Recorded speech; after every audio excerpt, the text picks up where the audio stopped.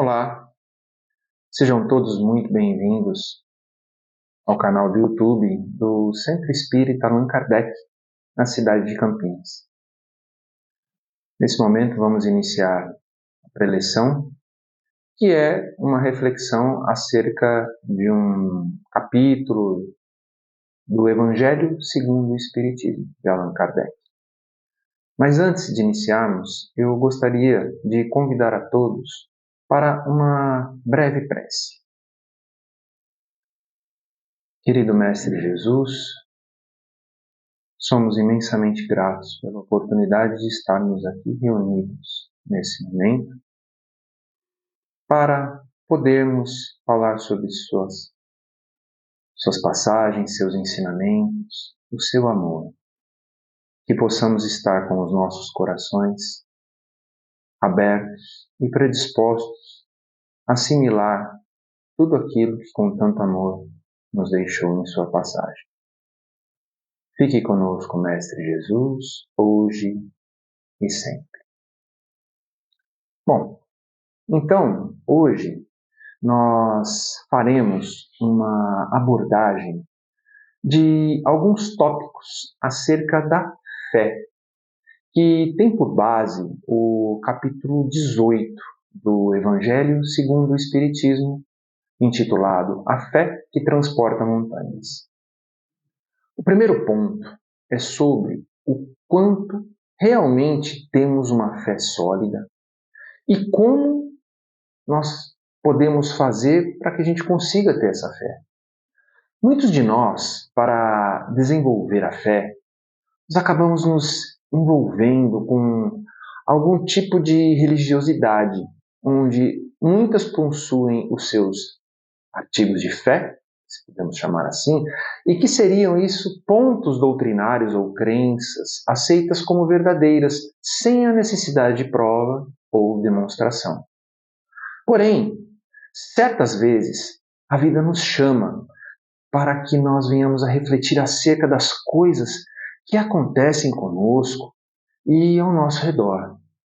E é nesse momento, quando convivemos com proposições que não possuem fundamentos sólidos, elas tendem a ficar frágeis. E se essas proposições não estão relacionadas a algo que mantenha a nossa fé consistente, certamente a nossa fé ficará fragilizada. Então, seguindo essa linha, nós podemos dizer que existem dois tipos de fé: a fé cega e a fé raciocinada. A pessoa que possui a fé cega é aquela que apoia a forma de pensar sem examinar ou contestar nada. Ou seja, se algo é falso ou verdadeiro. E isso pode levar a duas situações. Ou desenvolver um fanatismo, porque ela vai precisar mergulhar profundamente nos conceitos que ela acredita para que esses conceitos consigam sobreviver. Ou também levará a uma descrença. Agora, já a pessoa que constrói uma fé raciocinada dentro de si é aquela que está constantemente em busca da verdade. Faz com que conteste novos fatos a cada momento e, cada vez que encontra uma resposta, a sua fé ela vai se tornando mais forte, de maneira robusta, porque não acredita por acreditar, mas sim vai aumentando uma convicção e uma certeza dentro de si que vai sempre desenvolvendo uma fé cada vez mais inabalável. Para tornar esses conceitos mais práticos, vamos imaginar uma situação onde uma pessoa recebe o seguinte questionamento. Por exemplo, você acredita em Deus e que Ele é bom? Então, na sequência, essa pessoa vem a responder, sim, acredito. Que ela apresenta uma convicção aparentemente muito convincente. Mas aí, na sequência, vem uma pergunta que invariavelmente leva a uma reflexão. Então, por que algumas pessoas aparentemente têm uma vida tão tranquila, enquanto outras, desde o nascimento, já possuem tantos e tantos problemas? E aí, essa pessoa que nunca refletiu profundamente sobre esse aspecto, o que acontece? É nesse momento que podem acontecer algumas coisas. Ou ela pode dizer que isso se trata de um mistério de Deus e que nós, na posição que nós estamos, não nos compete julgar a sua bondade, dizendo que essas pessoas que passam por essa situação devem aceitar isso é porque Deus quer. Ou também pode acontecer a seguinte condição, ela não poder responder. E nesse momento, a dúvida fica marcada dentro do coração da pessoa. E isso pode colocar sua fé em jogo, pois contesta a justiça e a bondade do Criador. Agora, imaginemos as mesmas perguntas a uma pessoa que, por exemplo, esteja convicta na existência do processo da reencarnação e do livre-arbítrio. Essa pessoa já refletiu fortemente sobre esse assunto e tem isso dentro de seu coração. Então ela, sendo submetida às mesmas perguntas, ela certamente irá reforçar a condição de que Deus é plenamente justo e bom, onde tais condições adversas têm o propósito de promover a nossa evolução, sendo cada pessoa livre para tomar as próprias decisões, e essas decisões vão resultar em consequências que serão positivas ou negativas em virtude das suas escolhas e dos seus atos. E que esta diversidade entre as situações das pessoas é plenamente justificável.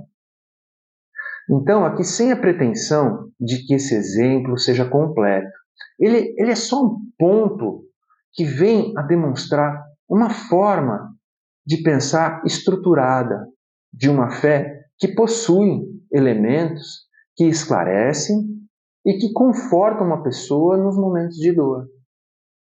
Questionar os pontos que possam vir a causar dúvidas para estes assuntos relativos à fé. E com isso vir a encontrar respostas firmes, claras e consistentes, ou seja, a fé raciocinada, ela vai fortalecendo essa certeza e proporcionando, principalmente naqueles momentos de dor, de dificuldade, a convicção de que Deus existe, que Ele não quer o nosso mal e que nos dará a força necessária para que nós superemos da melhor maneira as adversidades que porventura venham a aparecer no nosso caminho. E fé é algo que não é possível passar também de uma pessoa para outra. Não é como um médico que ele prescreve um remédio para que o paciente tome aquilo para que ela cure, para que ela amenize, para que ela atenue a sua enfermidade. A fé, ela é um desenvolvimento individual de cada um. Todos nós precisamos achar os meios de desenvolver a nossa fé, porque ela não chega até nós.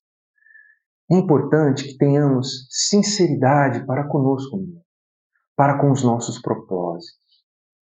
Algumas pessoas podem proferir palavras e aparentes demonstrações de fé, mas na verdade, o que importa é a fé que brilha toda vez que nós falamos para nós mesmos. E aí, essa fé reverbera para a nossa consciência. Podemos pensar que não somos capazes de desenvolver uma fé consistente. Mas Deus nos criou com uma centelha divina, onde dentro de cada um de nós existe a possibilidade de ampliar essa fé e de, a cada momento, fortalecê-la. Até mesmo as pessoas que aparentemente são totalmente refratárias ao desenvolvimento da fé, é possível que, em certo momento da vida, haja uma mudança de consciência e entendimento das coisas, e que venha permitir o desabrochar de uma fé esplendorosa. Várias são as provas da existência de Deus, da sua bondade e da sua justiça que se apresentam na nossa vida. Mas existem aqueles que não conseguem desenvolver com tudo isso a fé necessária para aceitar essa condição. Pois existem alguns obstáculos dentro de cada um de nós e que são necessários serem superados. Um desses obstáculos, é a indiferença, que representa como podemos dizer, uma apatia moral. E isso acontece quando a pessoa não busca compreender as leis divinas. Ela acaba não se interessando por praticar o bem ou desenvolver virtudes. Ela vive apenas para os interesses materiais, sem, na verdade, se preocupar com o progresso espiritual. E acaba tratando as questões morais e espirituais como algo distante, como algo irrelevante. Um outro obstáculo também seria sobre as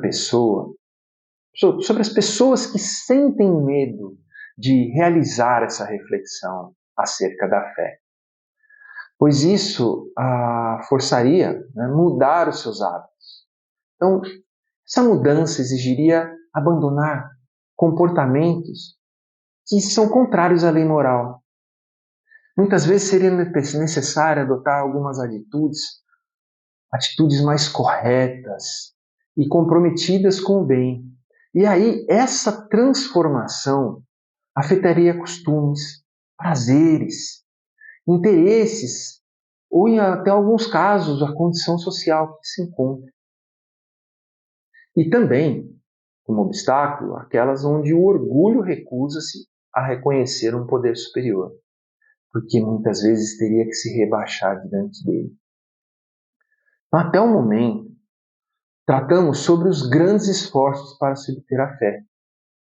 Mas é fato que algumas pessoas também, nós conhecemos ao nosso redor, já possuem uma fé tão intensa, tão inabalável, que tudo isso que foi apresentado até o momento parece que não foi necessário, muito pelo contrário. Até parece que essa pessoa teve muito fácil de se adquirir essa fé. Então, por que isso acontece para algumas pessoas? Essa facilidade de assimilar as verdades que o Espiritismo nos elucidou é sinal evidente do progresso conquistado através de experiências anteriores, de outras vivências, vidas anteriores. Agora, já ao contrário, também é possível reconhecer quando há um atraso nesse processo de desenvolvimento da fé. E não basta ter a fé sem que haja a devida compreensão. Ter o entendimento não somente sobre os assuntos que fortalecem a fé, mas sobre tudo que nos cerca, nos fortalece a alma para que tratemos de todos os assuntos relativos às nossas vidas de maneira mais sólida. Para que nós possamos fazer uma analogia para uma condição do nosso dia a dia. Então, imaginemos, existe uma rua com uma leve ladeira, onde os carros parecem subir sozinhos. Isso é um fato real. Você deixa o carro desligado, sem estar com o sistema de freio, né, dele acionado, e aí quando você solta o carro ali, sem determinada frenagem, ele parece que ele sobe ao invés de descer. Isso acontece. Tem um lugar conhecido, chama Rua do Amendoim. Ela é localizada no bairro das Mangabeiras. na cidade de Belo Horizonte, Minas Gerais. Então, aparentemente, quando você pega aquele carro e ele parece subir, você fala, nossa, o que aconteceu? Está contrariando todas as leis que eu conheço. Mas, na verdade, ali, trata-se de uma ilusão de ótica, causada pela topografia do local. O terreno, ele tem uma configuração que ele faz com que uma descida leve acabe parecendo uma subida. Então, fazendo com que carros desligados em um ponto morto pareçam subir na rua.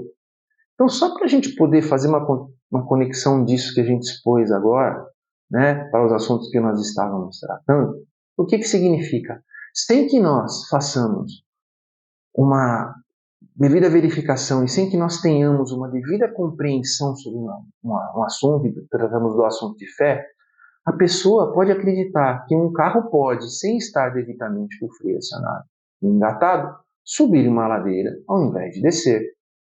Então, isso vale, reforçando, para os assuntos de fé. Ver fenômenos que promovam alguma percepção, ela pode acabar promovendo para todos aqueles que não tiverem a devida compreensão dos fatos, se ludibriarem e fazerem as escolhas equivocadas. Então, lembremos, a fé que se baseia em fatos observáveis e lógica é chamada de fé raciocinada. Essa fé é sólida, pois não entra em conflito com a razão. Então, é necessário que todos nós tornemos a nossa fé proveitosa. Para isso, precisamos, além de compreender bem aquilo que os ensinamentos até aqui apresentados nos mostraram, nós façamos um movimento dentro dos nossos corações para que desenvolvamos a esperança e a prática da caridade em nossas vidas. Não é a fé que sustenta a esperança de vermos cumpridas as promessas do Senhor. Porque se não tivermos a fé, que nós esperaremos? A fé, quando verdadeiramente compreendida e quando verdadeiramente vivida, torna-se uma postura diante da vida. Não é apenas acreditar em Deus, mas agir conforme os valores divinos, mesmo quando isso exige firmeza diante da dúvida, da crítica e muitas vezes da zombaria. A verdadeira fé é aquela que transforma o ser, que resiste às tempestades morais, que inspira o exemplo e nunca a imposição. A fé que transforma não precisa convencer, ela acaba inspirando as pessoas. É como uma luz que não ofusca, mas que ilumina. Quando vivida com sinceridade, ela toca até os corações mais resistentes. Não por palavras bonitas, mas pela verdade que emana das atitudes. A fé plena não se impõe. Ela convida, ela acolhe, ela eleva. E sua maior força está no exemplo silencioso de quem vive com esperança, mesmo diante das provas da vida. Ter fé não é fechar os olhos, é abrir a alma, é amar a Deus com o coração e com razão, sabendo por que se ama, por que se crê e por que se espera. A fé, bem vivida, não exige submissão, mas consciência. Ela não se impõe, ela convida ao entendimento. E quando vivida com clareza e confiança, essa fé realiza o que parecia impossível. E não por mágica, mas por força do Espírito que se une ao bem e à verdade. A fé é um sentimento inato que revela a consciência das imensas faculdades espirituais que o ser humano possui em estado latente. Quando cultivadas pela vontade, essas faculdades desabrocham e elas acabam permitindo realizações extraordinárias. Historicamente, a fé foi compreendida apenas sob o aspecto religioso, pois o Cristo a exaltou como força poderosa. No entanto, os milagres que ele e os apóstolos realizaram, sempre falando milagres entre aspas, porque milagres nós no Espiritismo nós aprendemos que ele não existe, que são forças da natureza muito bem coordenadas por Deus, foi ampliada isso para nós a partir do Espiritismo e do Magnetismo. A fé pode ser humana ou divina, dependendo da aplicação das faculdades intelectuais, voltadas às necessidades terrenas ou às aspirações espirituais. O homem que tem na fé a aplicação da sua intelectualidade vê na sua capacidade de realizar grandes empreendimentos. O homem de bem, movido pela certeza da vida futura, encontra na fé a força para praticar o bem, mesmo em situações difíceis. E esses atos são considerados verdadeiros milagres de caridade e abnegação. Não há tendência negativa que não possamos vencer. E a fé que podemos encontrar dentro de nós, lá encontramos os elementos necessários para fortalecê-la, seguindo os ensinamentos que o Espiritismo nos deixou, sempre alicerçados pelo amor e exemplo do nosso amado Mestre Jesus. E, por fim, através da mensagem de Meimei, que foi psicografada por Francisco Cândido Xavier e intitulada Confia Sempre, nós rogamos a Deus que nos fortaleça na caminhada e que nos mostre os caminhos para fortalecermos a nossa fé. A mensagem nos diz assim: não percas a tua fé entre as sombras do mundo. Ainda que os teus pés estejam sangrando, segue para a frente, erguendo-a por luz celeste acima de ti mesmo. Crê e trabalha. Esforça-te no bem e espera com paciência. Tudo passa e tudo se renova na terra, mas o que vem do céu permanecerá. De todos os infelizes, os mais desditosos são os que perderam a confiança em Deus e em si mesmo, porque o maior infortúnio é sofrer a privação da fé e prosseguir vivendo. Eleva, pois, o teu olhar e caminha. Luta e serve. Aprende e adianta-te. Brilha a alvorada além da noite.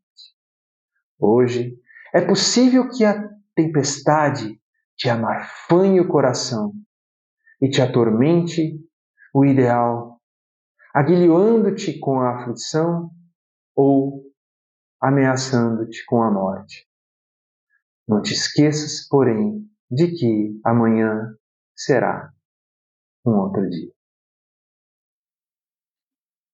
Que Jesus, nosso Mestre, que Deus de sua infinita bondade esteja entre nós, que possa fazer com que a nossa fé se fortaleça, que o nosso amor esteja mais vivo a cada dia e que nos dê a coragem necessária para que vencemos as nossas sombras, que trilhemos o caminho que Jesus nos ensinou.